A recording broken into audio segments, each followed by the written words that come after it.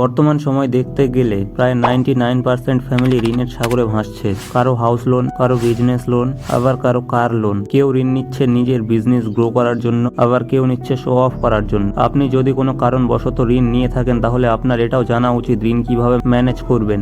অতিরিক্ত ঋণ আপনার আর্থিক অবস্থাকে খুব গভীরভাবে এফেক্ট করে। আপনি যদি নিজেকে ফাইন্যান্সিয়ালি স্ট্রং করতে চান তাহলে আপনাকে অবশ্যই ঋণের জাল থেকে নিজেকে বাঁচাতে হবে, কারণ এর সাথে জড়িত ইন্টারেস্ট বা সুদ আপনার আর্থিক পরিকাঠামোকে খুব গভীরভাবে দুর্বল করে দেয়। আজকের এই ভিডিওতে আমরা দেখব যদি আপনার কোনো ছোট থেকে বড় ঋণ থেকে থাকে তাহলে আপনি কিভাবে এটাকে ম্যানেজ করবেন, আর পরবর্তীতে যাতে আর ঋণের ফাঁদে পা না দিতে হয় এইভাবে নিজেকে কিভাবে তৈরি করবেন।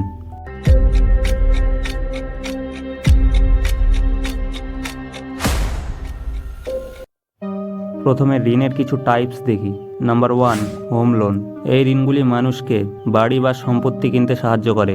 বাড়ি নিজেই ঋণদাতার জন্য জামানত হিসেবে কাজ করে। হোম লোনের মেয়াদ সাধারণত 15 থেকে 30 বছর থাকে এবং ইন্টারেস্টের হার ডিফারেন্ট হয়, তবে সাধারণত প্রতি বছর 8.40% থেকে 15% অবধি হয়। Number 2, gold loan. ঋণ গ্রহীতারা জামানত হিসেবে সোনার অলংকার বা গয়না বন্ধক রেখে লোন পেতে পারেন। ঋণের সময়কাল কয়েক দিন থেকে কয়েক বছর পরিবর্তিত হতে পারে। সুদের হার সাধারণত প্রতি বছর 8% থেকে 18% পর্যন্ত হয়। Vehicle loans. এই ঋণগুলি আপনার স্বপ্নের যানবাহনকে অর্থায়ন করতে সাহায্য করে, তা গাড়ি, বাইক বা বৈদ্যুতিক যান ইভি হোক না কেন। এখানে যানবাহন নিজেই জামানত হিসেবে কাজ করে। Number 4, personal loan. ট্রাস্টের উপর ভিত্তি করে অনিরাপদ লোন প্রোভাইড করা হয়, যেখানে কোনো জামানতের প্রয়োজন হয় না। ঋণদাতারা আপনার যোগ্যতা নির্ধারণ করতে আপনার ক্রেডিট স্কোর এবং আয় মূল্যায়ন করে। ব্যক্তিগত ঋণে সাধারণত সুরক্ষিত ঋণের তুলনায় উচ্চ সুদের হার এবং কম ঋণের সীমা থাকে। Number 5, education loan. এই লোনগুলি সাধারণত স্টুডেন্টদের জন্য ডিজাইন করা হয়। এই লোনগুলি নিয়ে কোনো ছাত্র বা ছাত্রী নিজের এডুকেশন সিস্টেমের পেছনে ইনভেস্ট করতে পারে।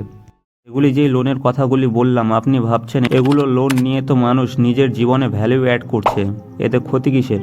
আসুন একটা এক্সাম্পল দিয়ে দেখে নেই ক্ষতিটা আসলে কোথায়। ধরুন আমার নামের একটা ছেলে, সে একটা গ্রামে বাস করে। বর্তমান পরিস্থিতি অনুযায়ী আরো 10টা ছেলের মতো সেও বেকার, কিন্তু সে ছোটবেলা থেকে খুবই বেশি জেদি স্বভাবের। কিছুদিন ধরে সে বাড়িতে তার বাবা মাকে একটা বাইক কিনে দিতে বলছে। আমানের পরিবারের ফাইন্যান্সিয়াল ব্যাকগ্রাউন্ড ততটা বেশি শক্ত নয়, আর আমান তার বাবা মায়ের একমাত্র সন্তান। আমানের বাবা মা আমানের জেদ দেখে একটা ভেহিকেল লোন নিয়ে আমানকে একটা দামি বাইক কিনে দেয়। আমি একটু আগেই বললাম যে আমানের বাবা মা বেশি টাকা ইনকাম করে না। কোনো কারণবশত তারা কিছুদিন পর ভেহিকেল লোনের ইএমআই ভরতে না পারায় সেই জন্য পেনাল্টি আর ফাইন মিলে লোনের অ্যামাউন্ট আরো বড় হয়ে যায়। ব্যাংক লোন পরিশোধ করার জন্য আমানের বাড়িতে চাপ সৃষ্টি করলে আমানের বাবা মা সম্মান রক্ষা করার জন্য আরো একটি অন্য উপায় ঋণ নিয়ে ভেহিকেল লোনটা পরিশোধ করে। এবার দেখুন তারা একটা লোন পরিশোধ করতে আর একটা ঋণের মুখে এসে পড়লো। আর আপনি তো জানেনই সুদ বা ইন্টারেস্ট কতটা বাজে জিনিস।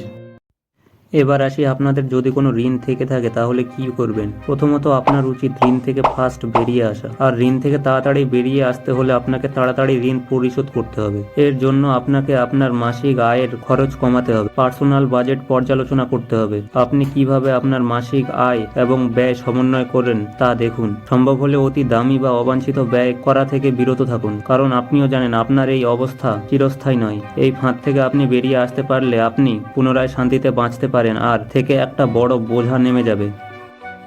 এবার আসি পরবর্তীতে যাতে আর নতুন কোনো ঋণে পা না দিতে হয় সেই জন্য নিজেকে কিভাবে তৈরি করবেন। প্রথমে আপনার মাসিক আয় এবং ব্যয়ের বিস্তারিত বাজেট তৈরি করুন।